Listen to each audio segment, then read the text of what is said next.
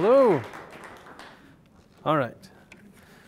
Well, Matt gets the presentation on the screen here. I have a little reading assignment. Who's got a good, loud voice for reading? Dustin. I knew it was coming that way for some reason. If you would stand so you can project. I don't read good. That's okay. We're in Utah.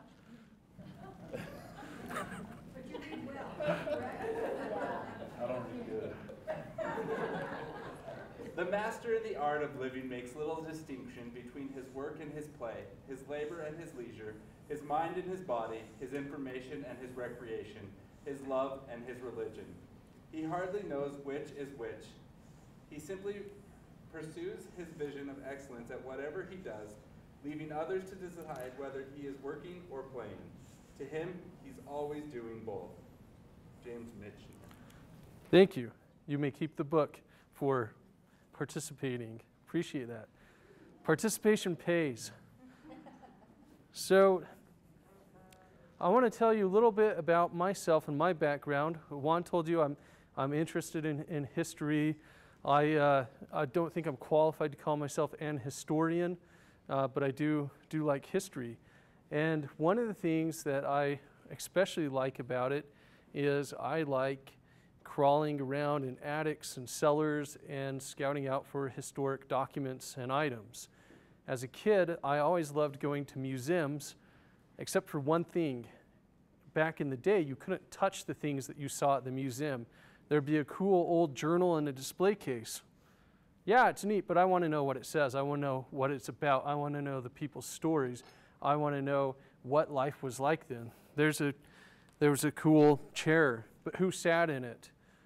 Where was it? Where's it been for the last 500 years? What's its provenance? Provenance, depending on what side of the country you're from. All these things were questions that I had. And when I got married, my wife's name is also Sam. So Sam and Sam, it gets confusing when people call on the phone sometimes. If it's a boy calling, it's usually for me. If it's not, then I'm wondering what's going on.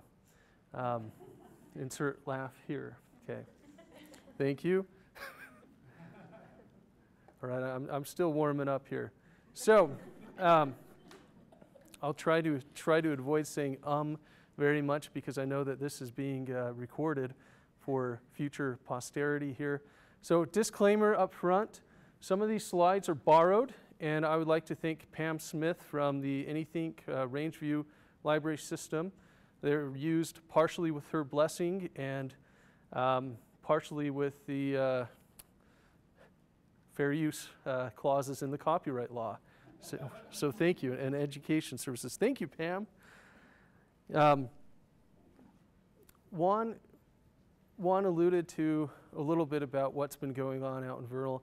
I want to tell you some more. But before we get to that, when I married my wife, we got married, and my checklist was done. Grew up, graduated high school, was in college, found my wife. Now what? And I was like, wait, I don't know what happens next. There's no check box. I'm at college. What do I study? What do I do? And an interesting thing happened, and I think that coincidence or fate, whatever you want to call it, is very important. And I think that when you're on the right track, you're going to find that there are a lot of coincidences. And the coincidence that happened was, as we were registering for our second year of college, we went up to the administration building, and we saw in the parking lot her cousin, John Powell. And she gets all excited, John, what are you doing? Oh my gosh, I haven't seen you forever. And for those of you who may know John, which is not very many people, he was like, ah, pulling out his curly hair. I'm here for a job interview. And he was interviewing to be one of the archivists at BYU, Idaho. And I said, well, what's an archivist? What does an archivist do? Well, we deal with old stuff. And a few weeks went by, and I was looking for a job and tiring from being an early morning janitor at the men's dorms. So a job at the library sounded really cool. So I went in and applied for a job, and on the spot where it put, who do you know? I wrote John Powell. John Powell ended up being my boss and trained me in the A.J. Simmons method of processing manuscript collections for the Utah State people here. Shout out to Utah State and AJ's legacy. If you don't know what that's all about, ask Cheryl down the road here. So my first day of work, I come across this really cool box, and it's labeled Teton Dam Disaster. I'm like, well, what's this? And I open it up, and here's all these crazy pictures of insides of church buildings and things like that. In the 70s, the Teton Dam broke above Rexburg, blew out. And miraculously, I think only 2 or 3 people were killed. People fled up to the college, which was built on a hill, but the town was just devastated. Church pews were impaled into the side of the walls of the chapels. And here were these cool pictures that had been in a box for within 30 years. And my job was to arrange and describe them and get them out there so that people could know about them. So already I'm excited because here I am. I'm able to touch history. I'm able to find out what's in that journal. I'm able to go on the other side of the exhibit case. And what I found were a lot of stories. And the pictures got me thinking, what are the stories of the people? What's this about? So whether your projects are geared towards historic stuff, and stuff is a technical term in the profession. Clint can fill you in there. There's also another technical term or two, which I won't repeat here. But if you're dealing with historic stuff, well, you're really dealing with the stories of people. And they're important because of the context that those things that you're keeping and sharing can give to other people. An example, Unitah County Library participates in the Mountain West Digital Library. One year, while I was busy trying to write a grant to come up with some money to digitize a collection, we had a volunteer named Janet Kutch. And she spent hundreds of hours. She said, Sam, I can't wait to scan these pictures of 2 generations worth of the Ute tribe members. She said, I can't wait to scan these. I can't wait for that grant. I can't wait if there's funding. What can I do now? And so we went and we bought a scanner, hooked it up to the computer, looked up the resolution we were supposed to scan it at, and she scanned about 10,000 pictures of nearly every member of the Ute tribe for 2 generations. Story gets better. I mean, that's a pretty cool outcome in and of itself, that we had a volunteer that was willing and passionate to take this on. Well, Janet is also a foster mom, and she has kids coming in and out all the time. And one young man, he was a 7 or 8-year-old boy who came to live with her for a time. His parents, it was a broken home, a bad situation. That's why he had to be removed. His parents weren't doing anything to help him. Well, Janet was able to tell him, hey, you come from a good family. You come from great people. And she went through those photos that she scanned, and she found a picture of the boy's grandfather, a very noble, caring man. She printed it out, put it in a frame, put it above his bed so that he could have someone to hold on to, so that he could know that life is worth living, that there are people in my family tree that care about me, that made an impact, that did great things. And so knowledge of the past helps contextualize the present, helps give it meaning. Now, public libraries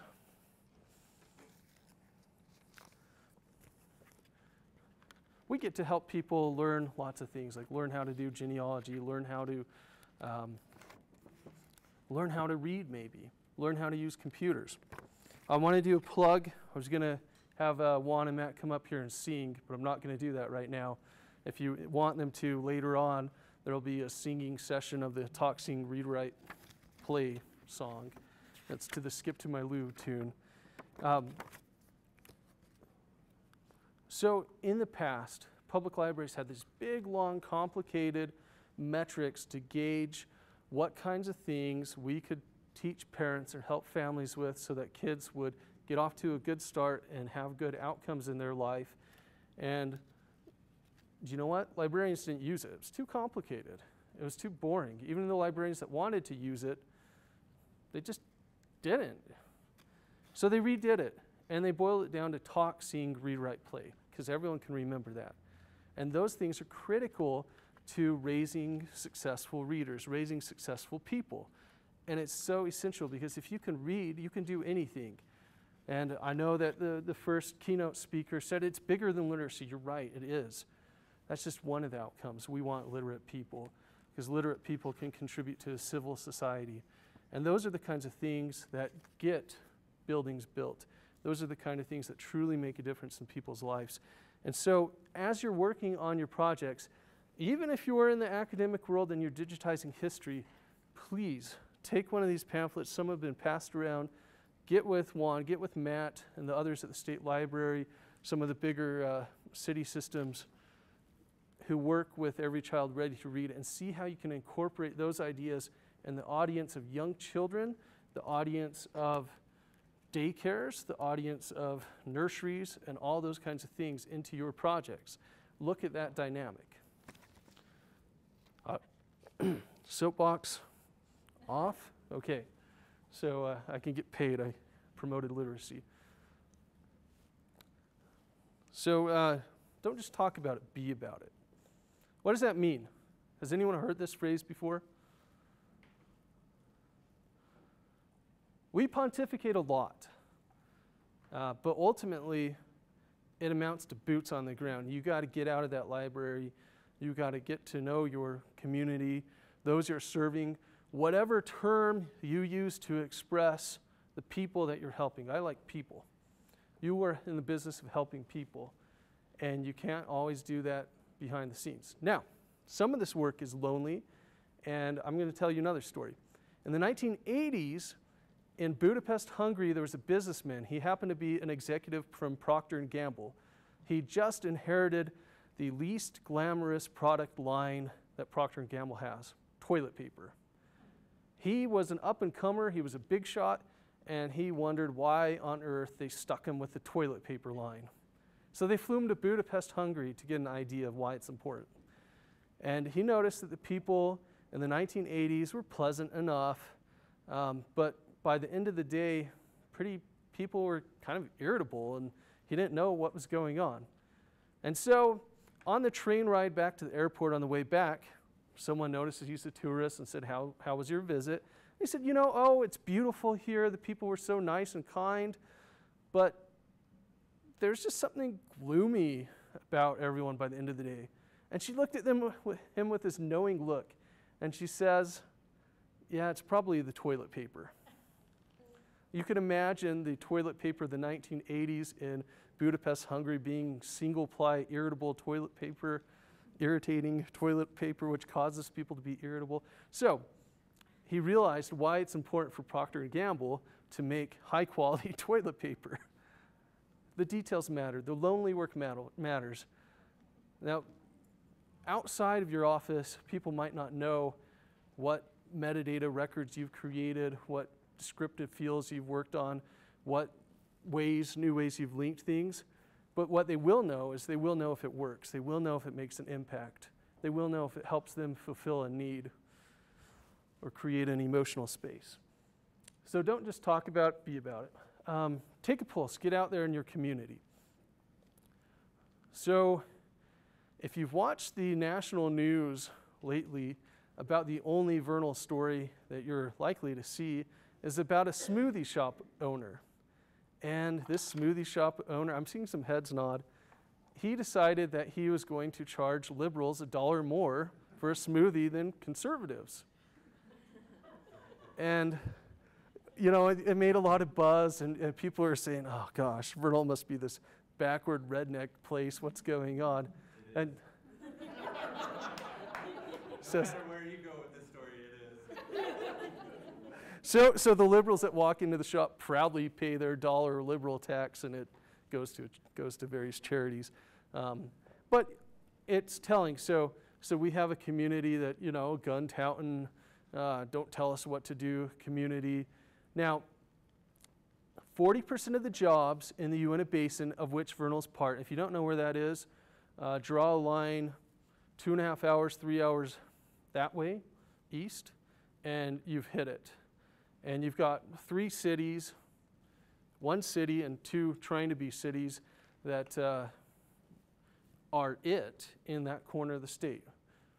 And Vernal, which is where Unitah County Library is, acts as the regional hub.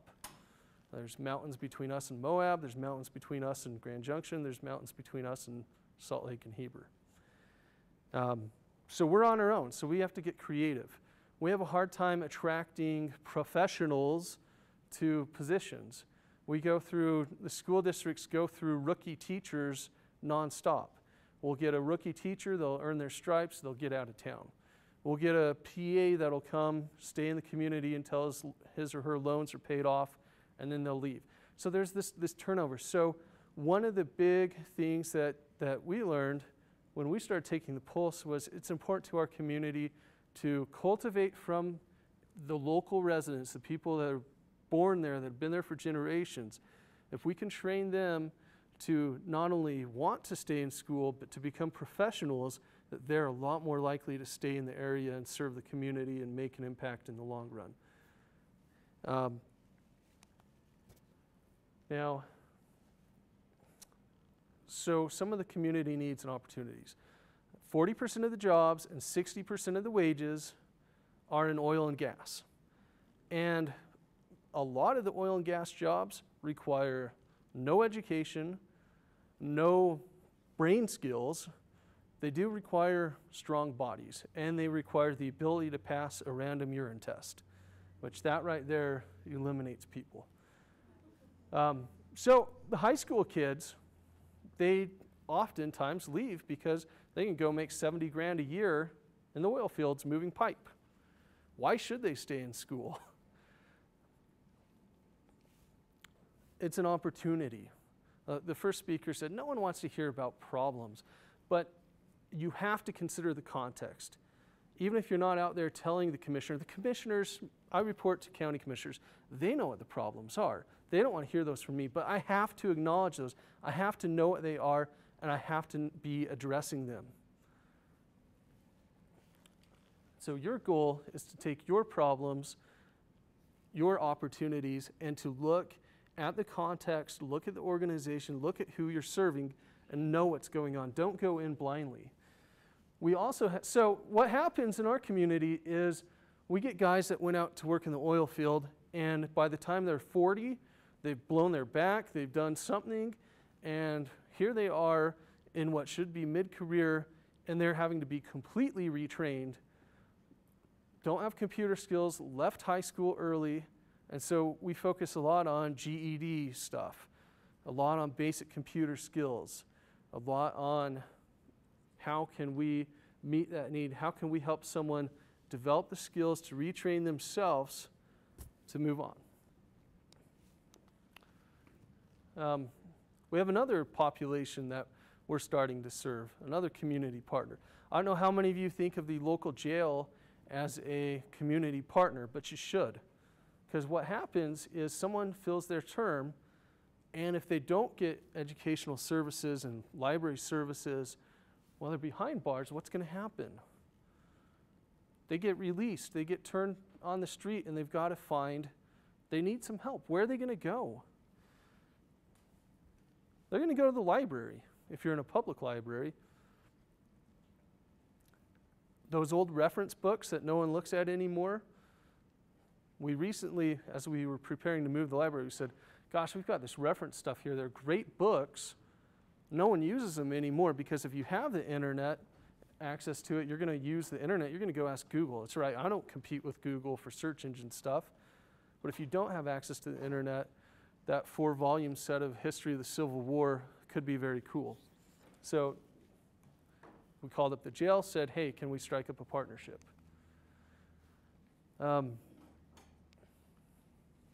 That is a black lab, represents Wink. Yesterday, we had a county department head meeting, and we were discussing ways that we can help people become aware of child abuse and know what to do to report it, because April is Child Abuse Awareness Month. And it just so happens that we have a Children's Justice Center nearby, and it's a place where kids who are in homes where there's been abuse and they have to be interviewed for the court, they go to this Justice Center, and they happen to have a dog named Wink, who's a trained dog, and what they found is that kids will talk to the dog, but they won't always talk to the adults or the cops that are there, but they'll talk to that dog. So we invited Wink and his handler to come to a library story time in April, and we're really excited. And so, you know, it's a fun thing for us, but it's something that if a kid's in one of those situations and he ends up in that, or she ends up in that Children's Justice Center because something horrible has happened, they've got someone familiar to them. They've got Wink who's familiar. Okay. Thank you, Pam, for this slide. Pam Smith. We've heard a lot about we're not about the information. We are a source of information. We do provide information, but we're about the interaction. What are some of the ways that you can interact with your community users to address their needs? I'm going to open the floor for a minute. Dustin's got something to say. I'm shaking my head at you for saying user. Yeah, okay, it's going to take me a while. I did say community too. Does that get half point maybe? You know, with what you're saying, I like the key to interaction is the taking the pulse step, because interactions are going to be very unique and different depending on what each of our job titles are, the communities that we're serving, and the people who walk through the door on any individual program or day. You know, clearly the easiest way to interact with somebody is just to smile and talk to them, but you know, it moves up from there. That's kind of the ground floor. Definitely. Definitely, and relationships are made one at a time. You know, whether it's saying hi to someone that you saw in a class a couple years ago, saying hello to government officials. So you have in front of you, you've got this form that's from a conference a couple years ago, Turning the Page. So there were a couple big things along the journey of Unitah County Library that made a huge difference. And one was this really cool conference sponsored by Bill and Melinda Gates Foundation with their last Opportunity Online hardware grant. Turning the Page. That one we don't need. Do you nourish your partnership? This sheet has some ideas for how, as you get to know people. There's some off to the side here if you need some. Maybe some of our back row facilitators can grab handouts. How many of you have received a card or a notice on Facebook from a friend when you had your birthday? You know, sometimes it doesn't mean much, but sometimes it's nice to know, oh, they thought of me. You know, Facebook is the ultimate social network online, and what this is all about is social networking in person. So the invite request, hey, we've got something cool going on, Mr. Rotary person, we'd like you to come, be aware of it.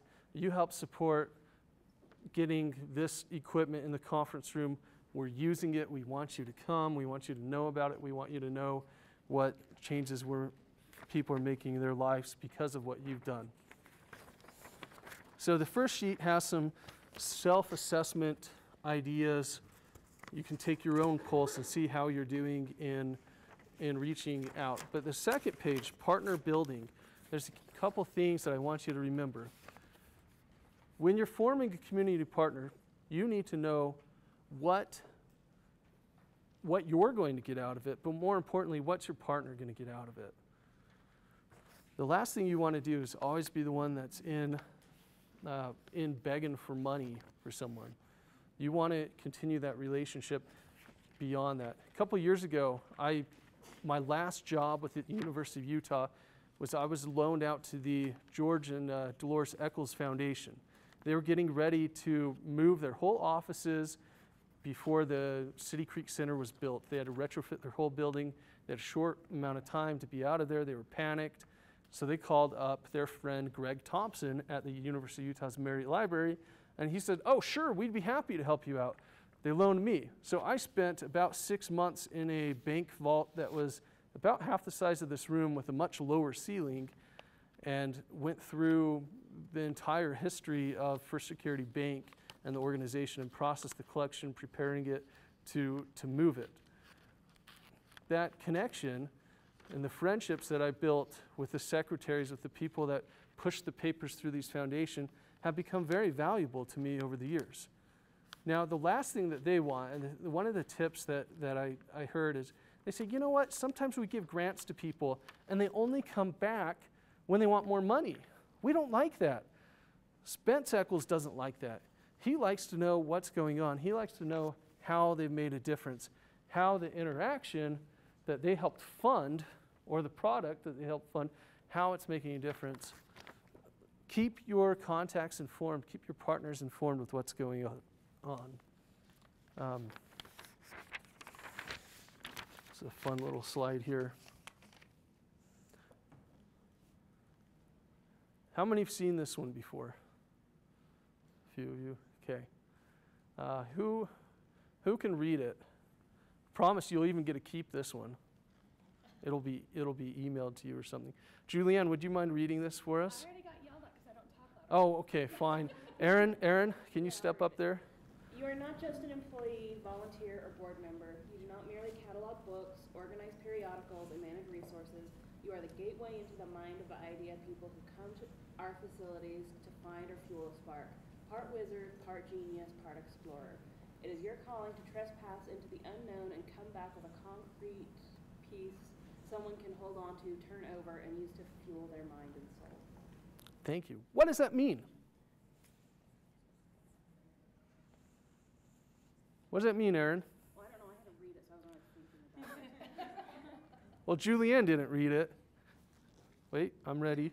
Now he's got a microphone, too. They're on the bottom. You're just going to have to talk loudly. I'm over 30. This won't work for me. I think it's a message to try to get people to stop thinking about like their task and more about the experience, the overall experience. Definitely. Now, you said you've seen this before. How has it impacted you, these concepts, and your organization? From this? Well, I mean, I think it's something that we are working towards in that direction. We're exploring right now our service models, and we've tried to emulate some of, this came from anything, right? It did. It came out of... So trying to emulate some of just that thinking in the way that we're approaching how we're re-angling our service models and trying to take like the day-to-day tasks of handling materials so that people can take a step back and realize that everything that we do is part of a broader experience. Is it functional now? All right. Okay. Next question. What can you do? Thank you for that. What can you do starting right now this afternoon that'll put you on that path with the services that you provide?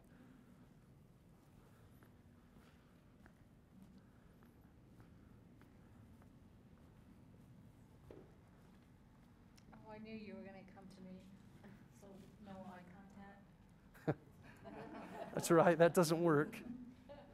What can you do right now? I don't know, working in special collection and archives, you feel like you're already those things, because when someone comes and asks you a question, you feel like you're a detective. You're trying to find the pieces together and not just get them a book, but try and think outside the box. Where could that be? Where could that be? Where could that be? And just see the discovery in people. It's really, I don't know, it's really rewarding to me. Great. Thank you. Great ideas. What can you do right now that doesn't take approval, that you can just start and do in your organization? Oh, no. That confirms you get it. I actually agree with you, because that's kind of why I like what I do too, is because you have this mystery that you're always trying to solve. I'm kind of answering what she did actually right now, because I haven't thought that hard about it. Okay, it's hard to think on the spot and think of what you can do right now, this moment. But a lot of the things that we study out in committees and we plan for in strategic plans, a lot of them you can just start doing. Free yourself of the shackle of always having to get approval. I hereby give you permission to jump in and dive and try and fail. If you fail, you try something else that works. I throw a lot of darts. You don't need your approval. Yeah, that's right. So you need a team. You've got your team. Why? Okay, I'm going to pick on Britain for a minute. Why is having a good team important to you, and what attributes do you look for in your team members? But I don't have a team. Oh, you mean when I'm. Just in whenever I'm- general, yeah. You always need a team. Well, because you can do much more together than you can do alone. And as far as team members, I want people who have strengths I don't have, so that people have other viewpoints and a variety of visions and can see other possibilities that I can't see. We all have blind spots, so we have people in those blind spots, and perhaps our team can have a 360 vision. Definitely. Thank you. All right. Just as in your previous slide, you have one of my all-time favorite teams. And I think one thing that I got from that show was the recognition of the leader that, yes, maybe the buck stops with that person, but there is a recognition that every team member has expertise and they need to be consulted at some point and listen to that advice. So even if we happen to be a team leader, there is a point where we need to recognize our own limitations and say somebody else just might bring in the right piece of information at a given time. Definitely. Thank you, Juan. Do I need this, or am I loud enough without it? It helps? Okay, I'll use the mic. So some teams don't always get along well at first. If you've seen that movie, you'll know about that. If you haven't seen that movie, you better see it because the sequel's coming out in like a month. We can sneak into the library after hours and watch it if you want. Okay, so I've got a team. This is part of my team here. Michelle Peterson, she's in her mid-20s. She graduated high school a few years ago, started with us as a part-time page, and she had a great energy and spirit about her and a good rapport with youth, with teens, and so we put her with our teen services program. Now, she's always ready for a party. She is our party person. If there's a party to plan, she will plan it.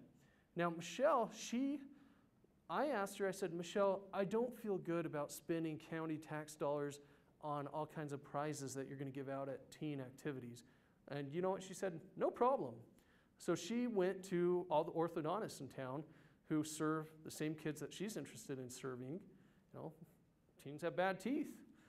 And the orthodontists, they rallied around it. Am I getting feedback? Sounds like I'm getting feedback. Okay, just my own annoying voice I'm hearing.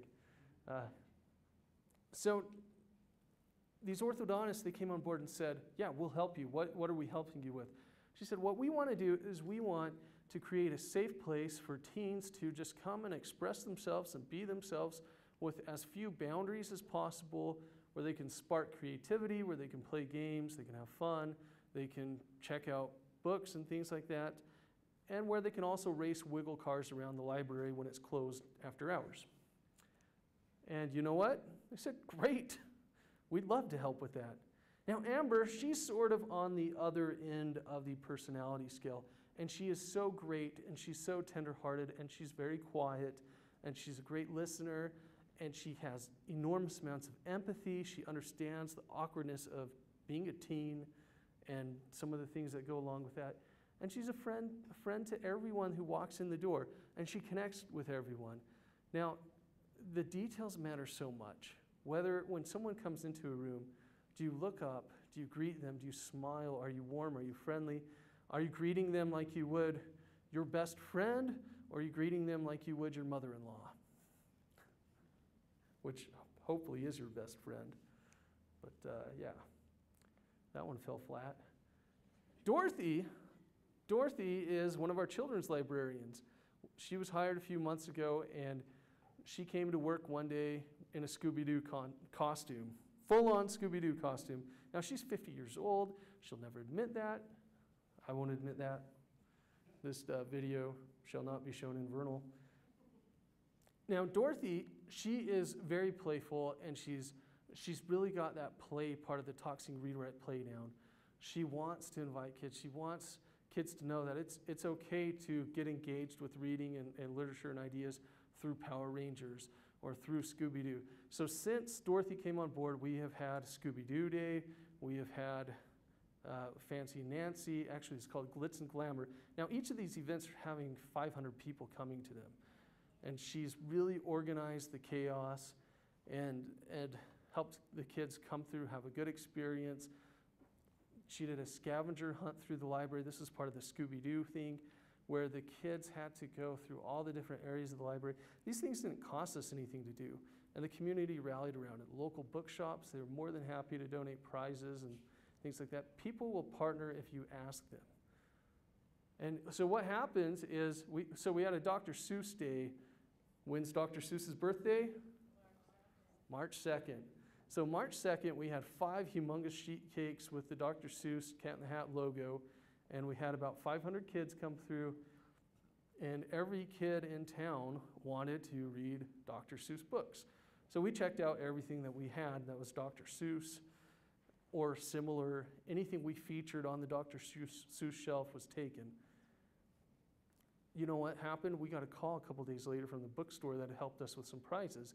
Said, guess what? We got cleaned out. They bought every single Dr. Seuss book we have.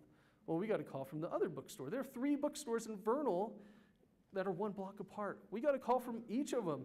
All of our Dr. Seuss things are gone. So here's the library contributing back to the community, back to the sponsors. 40% of the people who check out a book will go on to buy that book later on.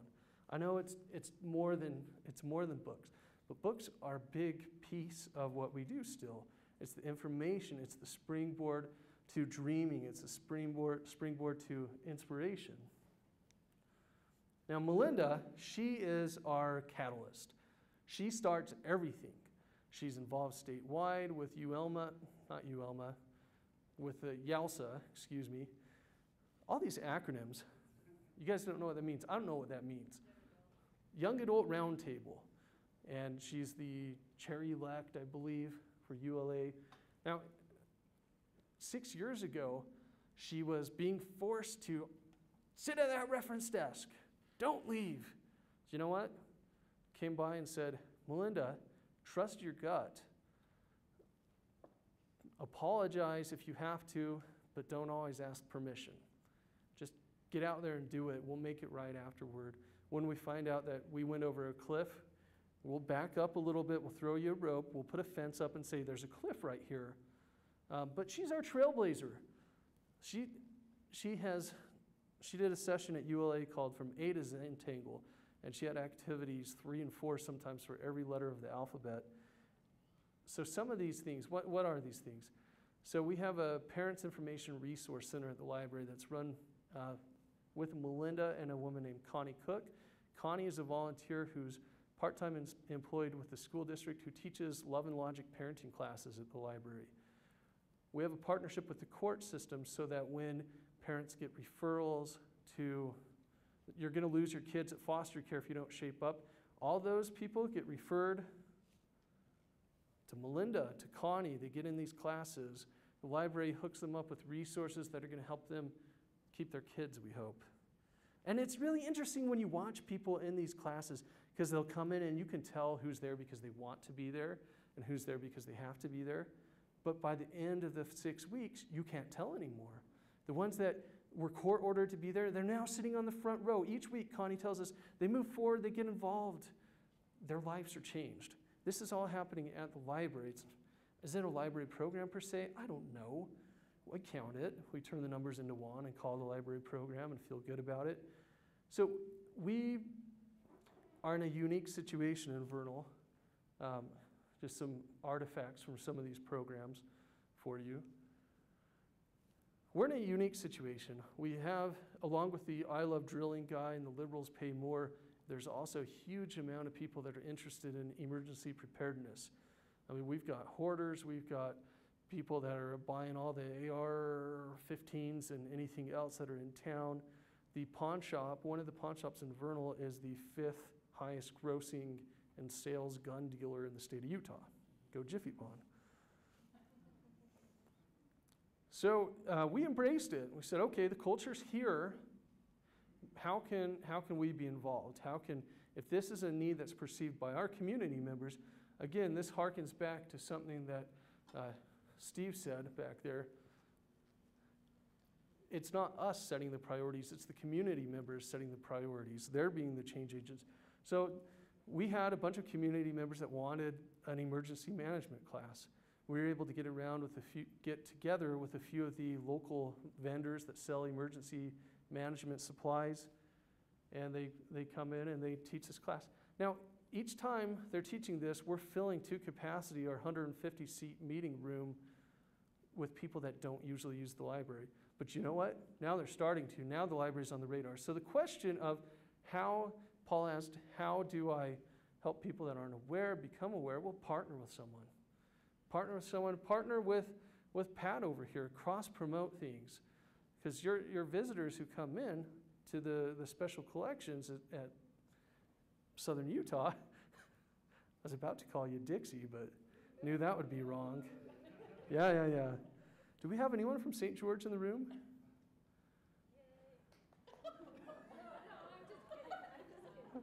All right. But you can partner. You can cross-promote things. Things simple as having little flyers places or posting things on, liking one another's. Okay, here's something that you can all do right now that'll help everyone out. Like one another's Facebook pages. So Unitah County Library has a Facebook page. You can like it right now. That would help me out. And when you like my page, I will in turn like yours, and then that'll enhance our collective reaches. So these are some of the programs that we have. Sewing is a big thing. We had a new staff member come on board, and when we were interviewing her, she said, you know, I've been a mom for 20 years. I'm coming back to the workforce. I don't know a thing about libraries. I said, well, tell me a little bit about yourself. She said, well, I like to make things better. I like to make things better for people. And said, I'm a cyclist, and there were no mountain bicycle racks in downtown Vernal. It's a big, huge dually truck town. Actually, this came up in the construction of our building.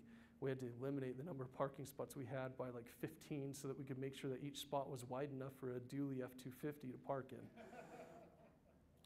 Anyway, she said, so I've been involved in the community. I've helped out with 4-H for a lot of years and Extension.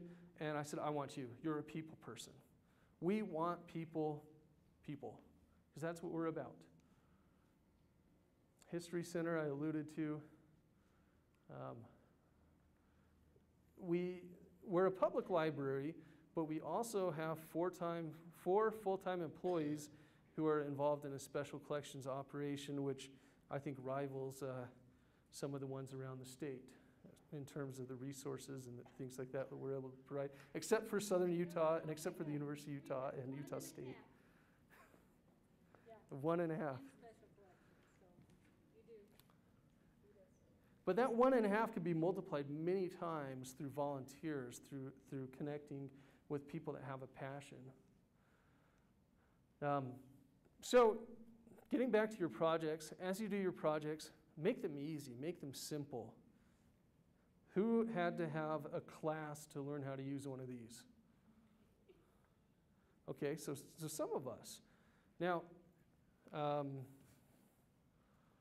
you've got a Windows 7 computer here. I'll pick on you. Who had to have a class to learn how to use the new version of Windows? Come on, show them. You Apple people don't count. PC people, right here. Oh, okay. Well, they're getting better.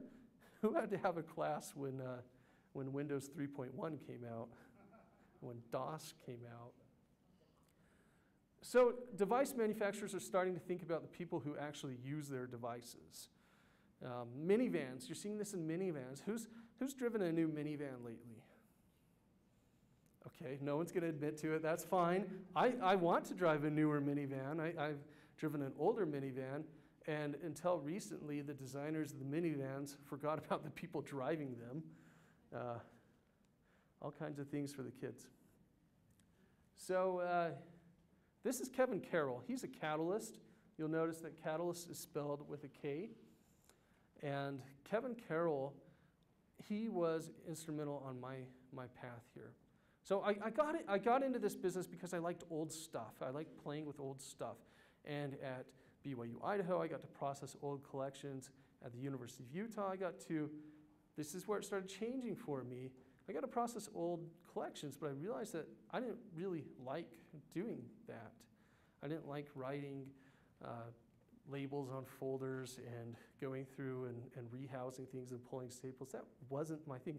I'm not a detail-oriented person, but I like people.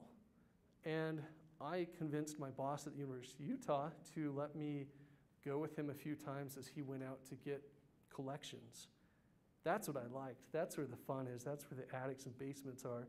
So one time, down in Sugar House, we got a call from Birch Beal. He's an architect who's been retired for many years. Now he did the renovation of the state and county building. Is that what it's city and county building? The really cool old building next to the library downtown.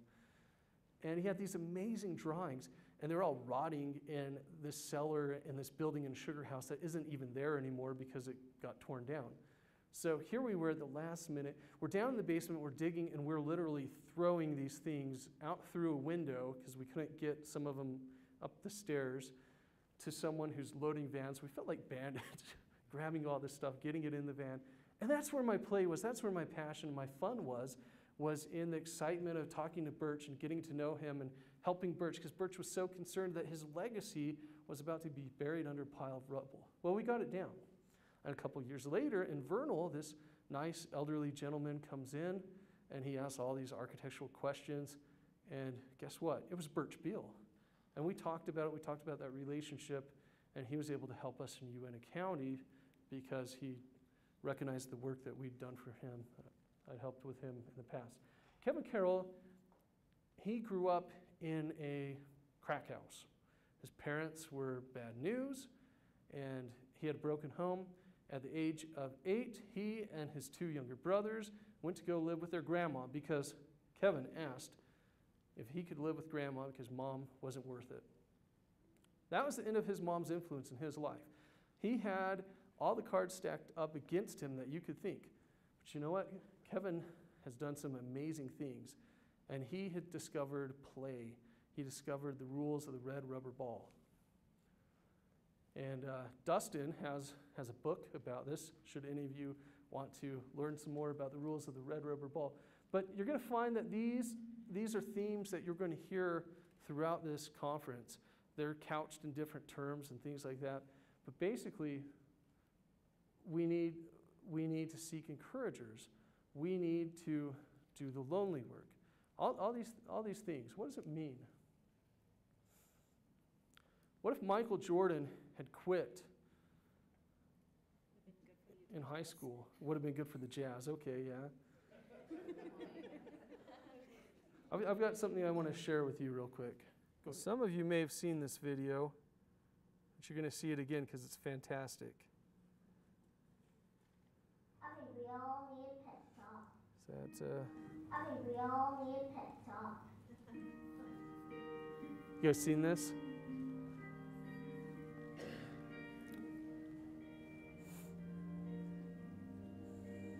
The world needs to stop being boring.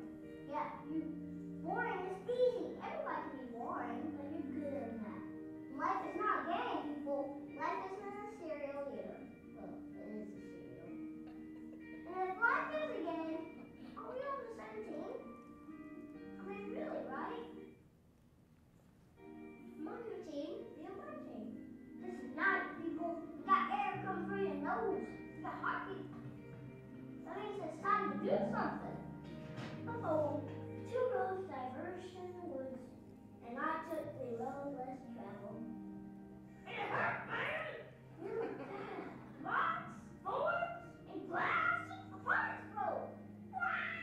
Not cool, Robert Frost, but one day when I learn too fast, I'll be the one that leads to awesome. It's like that dude Jimmy said, don't stop believing, unless your dreams and you should get ready. I think that's how it goes. Be a better dream and keep going, and keep going.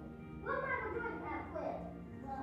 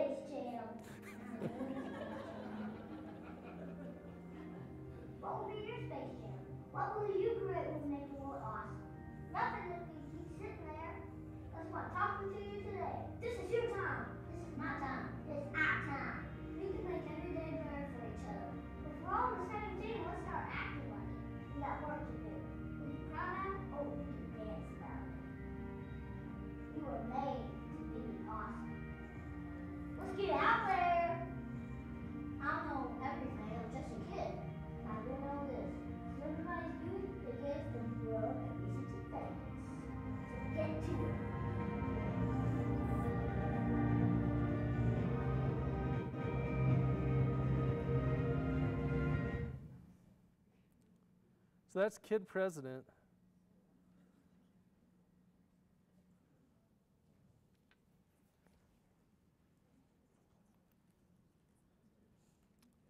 He's got brittle bone syndrome, and he's had 70 breaks.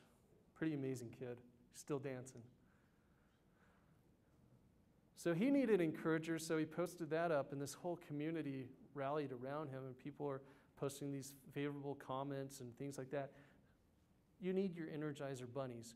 For me, my Energizer bunny is, it's my team. You know, it's Melinda, it's Michelle, it's Tina, who's my assistant, who harasses me every day. But you know what? It keeps me going, and it's needed. So you've got to think. And I encourage you to think beyond what you'd normally do. If you think your community of users are the professors that are down the hall, that might be so, but who else is it? We've got to maintain relevancy. We've got to get there. We've got to do it. We've got to get the attention. We've got to keep it. We have to make a difference. And so how do you do that? Some things that have worked for me: invite yourself. Donna can tell you how many times I've invited myself to come crash meetings at the state library to get in on grants. Volunteer for committees. See how you can contribute to someone else. Okay, this one has another little video attached to it. So maybe...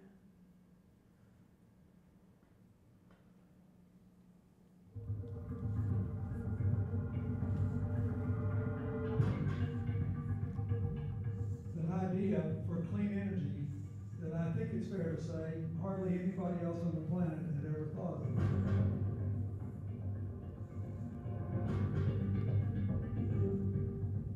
It's quite extraordinary, really. Kick a ball, turn on a light.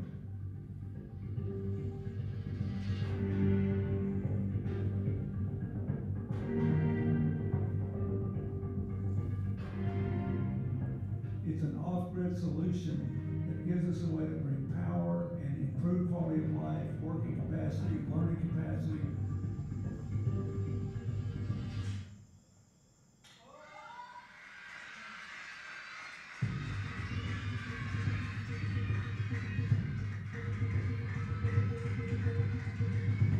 How cool is that?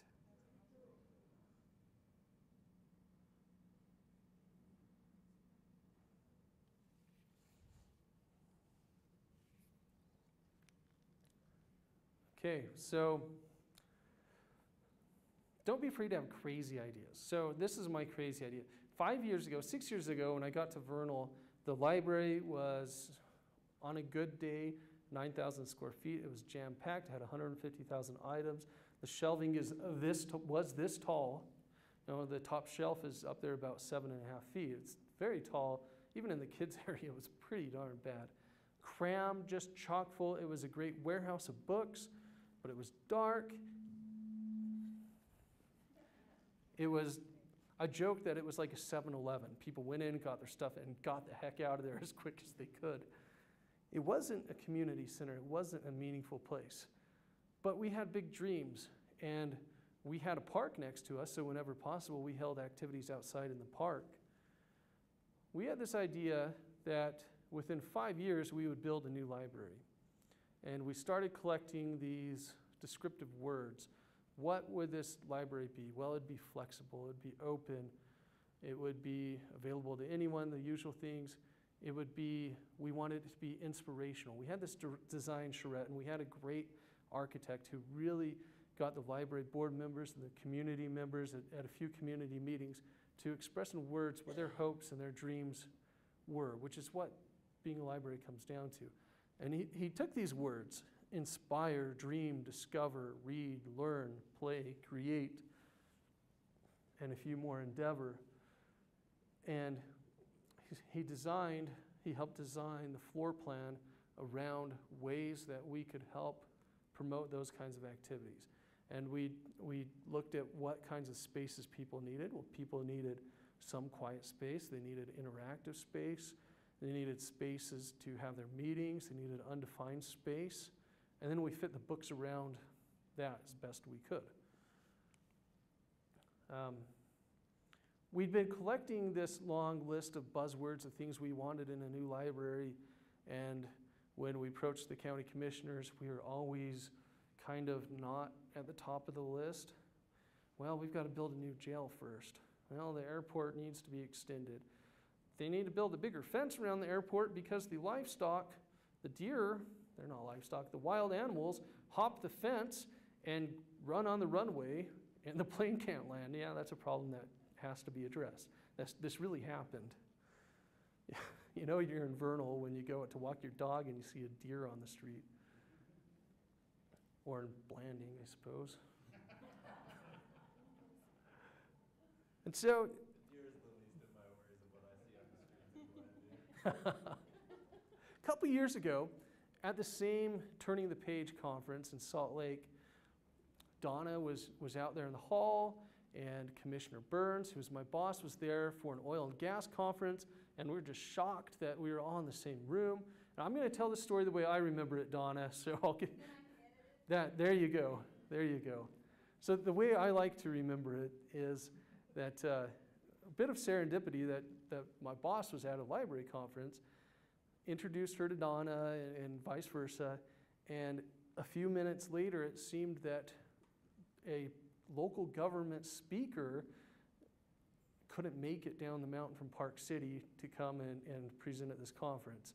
And so Donna's standing there going, what do I do? How do I get this going? And she's already thinking, gee, I just met someone who could help out. So the big ask happened. Darlene was asked to give a local government speech, which she was more than happy to do. And as a result of that, she joined us for that lunch. She heard Kevin Carroll talk about the importance of play, the importance of libraries as being one of those third places in our lives that we need to better ourselves. And so as part of her speech, unsolicited, unprompted, she gets up there and she says in her closing remarks, and we are going to be building a new library in Vernal, Utah. That was the first time I'd heard that at that level. What's that, Donna? Yeah, just about fell over. It was very exciting to say the least. So now, not only did we have this list of action words, but we had some buy-in. And she said a number of other things that are pertinent in her remarks. She was asked to talk about, what service priorities are in the community and how they decide what comes first, what are their priorities. And one of the things she said is, what I like is when a department can come and solve a problem for me. And she highlighted a few things that the library had done to help solve problems. One was really simple, and she mentioned this down the road at another meeting. So we have tech coder guys that were burning through their budget buying tech books all the time. Whether they're e-books or printed books, they were just buying all these tech books. And the library was also buying the same books. And so from a top-level management position, said, gosh, isn't there a way the library could buy these books and check them out to the county's coders first, and then the general public at large? Why not? We did it. It was a simple collaboration. It bought us the goodwill of the IT department, and how important is that? Very important. When the taxi comes, you got to be ready to jump in and go because you don't know when the next one's coming. Okay, here's a little riddle. What do roads, pipes, rec centers, jails, senior centers, city offices, and convention centers have in common that libraries don't? Okay, sales revenue is one idea. Anything else? They're not a library. That's what they have in common. So, which means that they have access to oil and gas money. 70% of the land in Unitah County is owned by the federal government. You hear the local legislature or the state legislator talk about wanting to change ownership of that. No one really wants that. We have a good thing going. Because what happens is when companies drill for oil or gas, 50 cents of every dollar goes to this pot at the state called the Community Impact Fund Board, which until recently was actually part of the Department of Community and Culture, which was, any tangent. So there's a committee, a state board that's assigned to give this money back to the impacted communities. And all those Vernal is kind of over here. All those red dots, those are gas wells, and the blue ones are oil wells. We're impacted. Each of these wells, to drill each of these holes in the ground, you're talking about 300 truckloads of something, sand, mud, cement, pipes. So those are people coming in and they're having to be housed somewhere. A lot of these people will come and live in hotels for weeks on end until they can get lucky enough to find an apartment or a house somewhere. If they can find an apartment, they're paying over $1,000 for a one-bedroom apartment in Vernal, Utah, you know, right? So we're impacted. So the challenge was, how can we help the Permanent Community Impact Fund Board, CIB board for short, come to a decision that they need to fund a library because we are an impacted service in a very impacted community. We started tearing apart what we do. So what is story time? What's it all about? Who's in children's services? Okay. What is story time all about, Lindy? Why do you do it? It's about getting kids excited to read and excited for the library. And why do you do that? So they grow up to be readers. They grow up to love the library, and then they'll come in and bring their kids into story time in 30 years, and so on and so on. But why does that matter? Why does it matter? Because reading makes people smarter. Okay. And what does that impact? The whole community. Bingo. Thank you. What else do libraries do? What do academic libraries do? Clint, what do you do?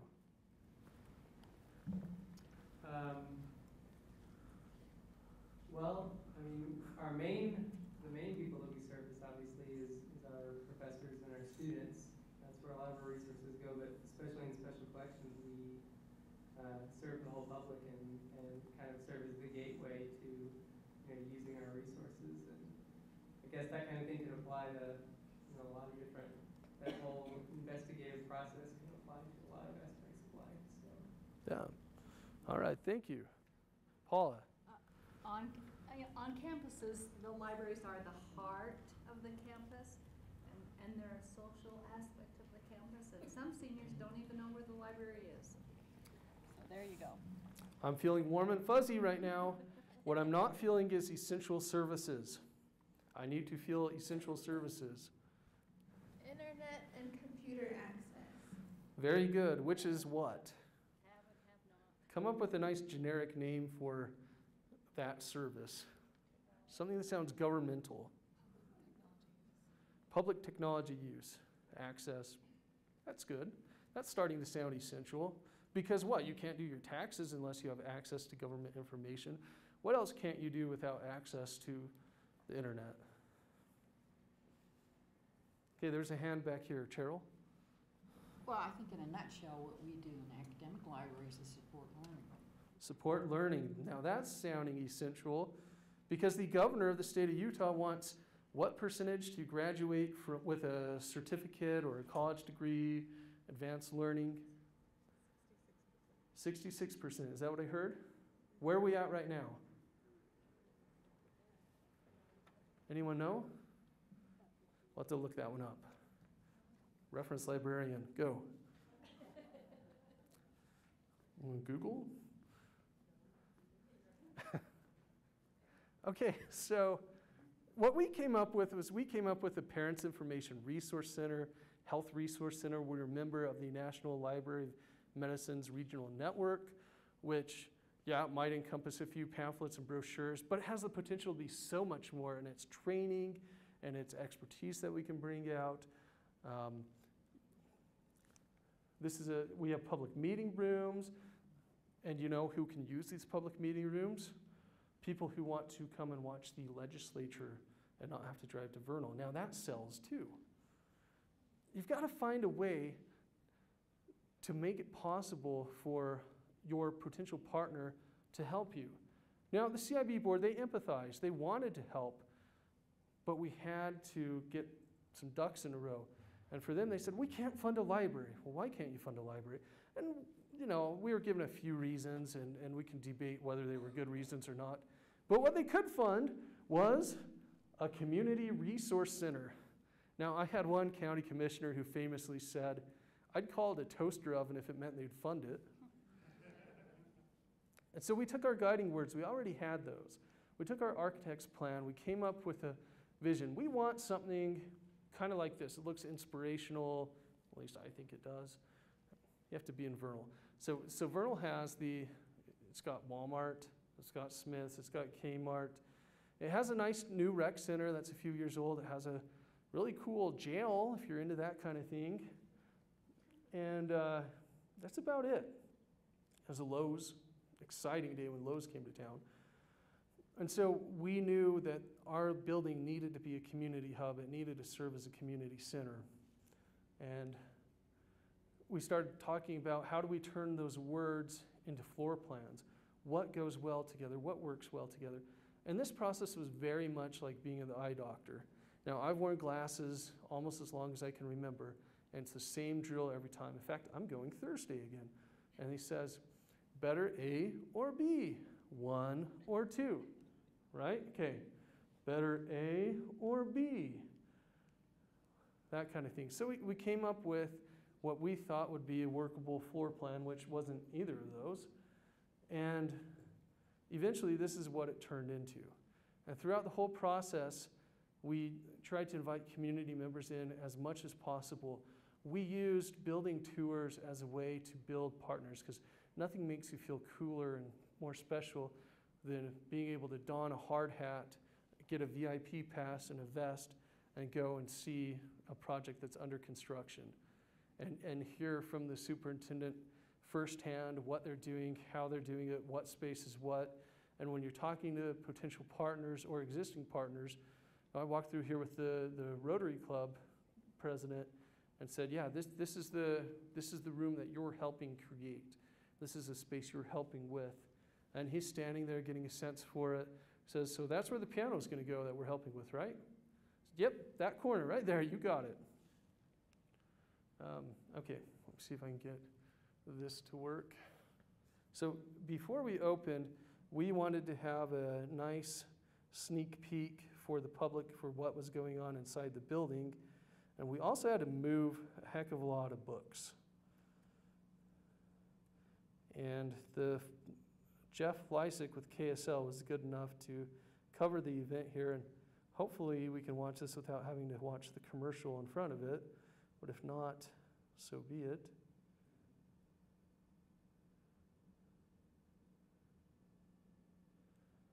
So we came up with the idea to have a human chain. Not only are you getting a VIP tour, but you're getting to know collections that the library has, the services that they'll have, and there's a whole excitement and buzz. So this was last summer. If it works. Okay, what would you do if you needed to move about 150,000 books, magazines, and DVDs from one place to another? Well, that was the challenge facing the folks at the Unitah County Library. And as Eastern Utah's news specialist Jeff Lysick shows us, they found a pretty creative solution. It's moving day in Vernal. Time to transfer the entire collection from the old library, built in 1958. We got burned a long time ago. To the new one. And the community has turned out to lend a hand. Actually, make that 600 hands. This is very exciting. We've got upwards of 300 people here helping us move 50,000 books today. For the next week, we'll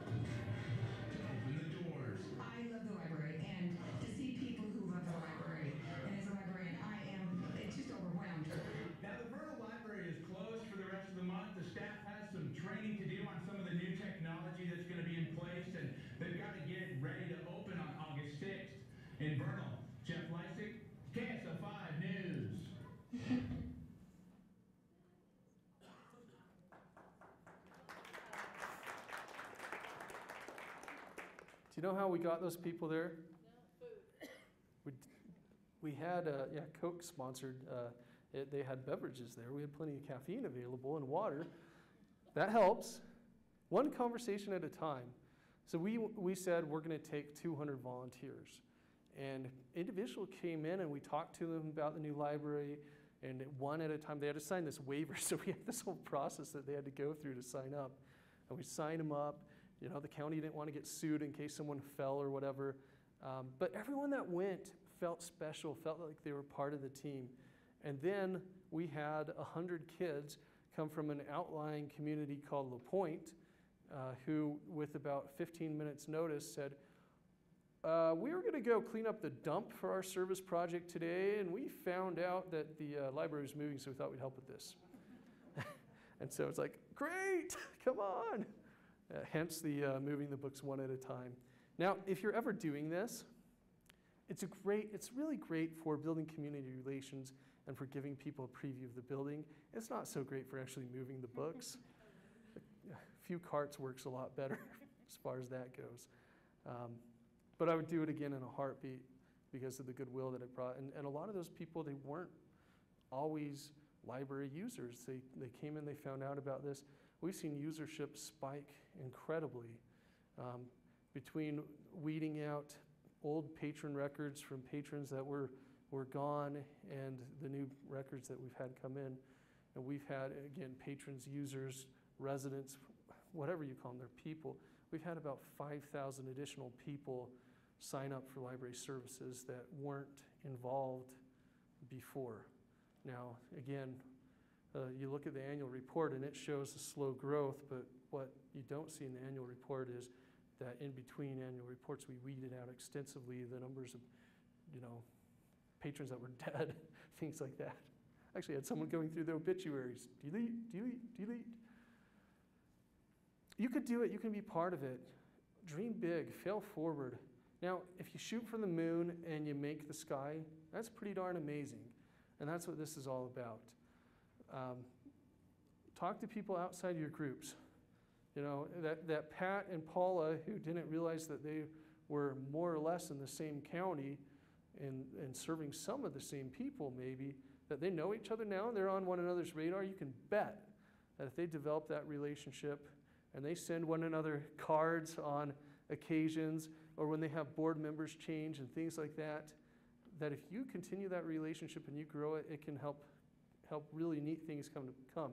And then when Paula is working down the road on an oral history project for the Utah Humanities Council, who's also a very good partner and is also looking to fund grant projects occasionally, hint, hint. When you're looking for oral history topics, I bet you Pat knows a lot of people that have seen a lot of things and a lot of miles, and wouldn't a cool oral history project that went along with the Highway 89 digitization, wouldn't that be cool? Just some of these things, some of these collaborations that you can do. Questions? Shut up, we're hungry. Food's not here yet. Juan. Sam, what was the main reason why the CIB board didn't want to fund public libraries? Remind me what? So there were a few reasons given. The question was, why did the CIB board not want to fund libraries? What was the reason given? And I heard a few. One of the reasons was, one of the things they do not want is they do not want to create a situation where a community that cannot afford the ongoing utilities, the payments, the staffing for a library or any community facility would be in a situation where they had a few good budget years and they thought, we have all kinds of money, let's build a building. And then bad years come and they're having to shutter the place. They don't want that. And we had to demonstrate that we were a stable organization. The CIB board had certainly done a lot of work in Unitah County before, so they knew the players involved. They didn't know us from the library side of things, but one of the things that's of interest to them is community housing. They build community housing projects, senior housing projects. And these are various government families. It's not all the CIB board and all the same funds, but it's the same interested group of employees and elected officials that are doing these things on the state level. Gotta move here. You know, it'd be really cool if they kept the feedback moving and enforced me to constantly move. I think they did that actually. It's the new weight loss plan at the state library. Dodge the feedback. There's a new app idea. I want some share of that one. One of the things that we pointed out to them was that the people that they're building the housing for, that can't afford housing and that's important for them to have a place to live, well, they also can't afford things like the internet. They also can't afford to go buy kids' books all the time, and that the library was a natural partner for those agencies. We have a teen lock-in night that I talked about a little bit. What I didn't mention is that we have room for about 100 teens. We have a lock-in once a month after hours, usually on a Friday night from 7 to 10. We have staff and volunteers who come. Parents sign their kids in and out. Thank you. And lost my train of thought. Derailed. Gone. Edit that one out, please. Thank you. Thank you very much, Dustin. And we reserve about 30 of these spots for referrals from the local subsidized housing agency and the local Meth No More program, so that we're ensuring that the at-risk kids, that they can come and get exposed to these fun library things, but also to a cohort of kids, good kids that'll be good influences with them. Now, when I was growing up, I had good friends, and all of my friends are way smarter than me, and they've all gone on to do amazing things, and I'm the underachiever of the bunch, and also the worst at sports, so I look to libraries. But I had good friends, and my friends helped see me through things, because when you're a kid, as much as parents want to be the only influence on teens and youth and young adults, they're not. It's their friends.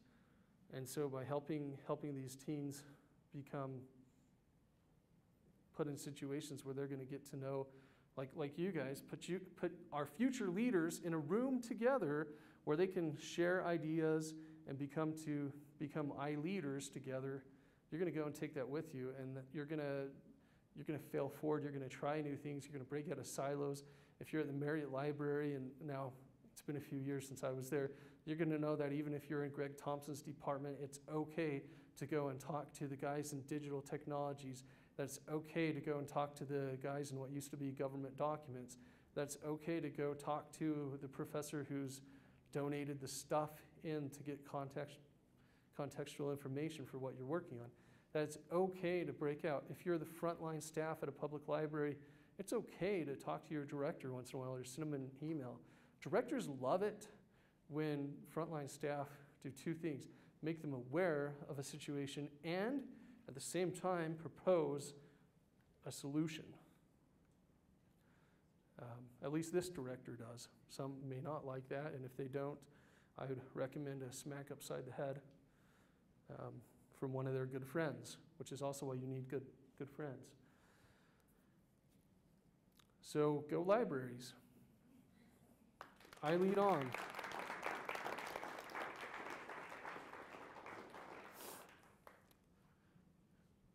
I think we have 4 minutes, 6 minutes here. I'm going to turn the mic back over to Juan in a second, but were there any questions?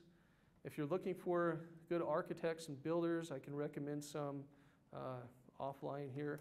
And one thing, if you do find yourself in the building project, don't assume that the architect knows more about the community you serve than you do. Be in there, invite yourself, be in as many of those meetings as you can.